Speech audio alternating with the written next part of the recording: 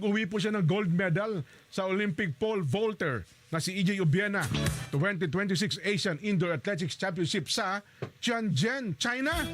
Nakita mo, nauna na palang si Obiena ang timalo sa China, Nelson. Oo. Oh, Nakuha nga niya yung South China Sea dyan. iuwi na ba ni EJ? Pinusta dyan sa Ganon? laban. Sabi ko sa inyo, atin na. kahit tayo mga Pilipino, may away-away, si EJ, Oo. nagtagumpay laban sa China. Yan sinasabi natin. Doon pa siya nag-champion, no? Nakuha po ni EJ ang first place finish. Na-clear niya 5.70 meters sa isang attempt lamang. Yan. Sinubukan niyang i-clear ang 5.80 meters pero nabigo siya Oo. matapos ang 3 attempts. Pero yung si Duplantis, nako, sisiw 6 meters. Ayun na nga, lumalagpas sa Sweden, no? Oo. Yung may world record. Oh, sa tingin ko dapat pilayan yun.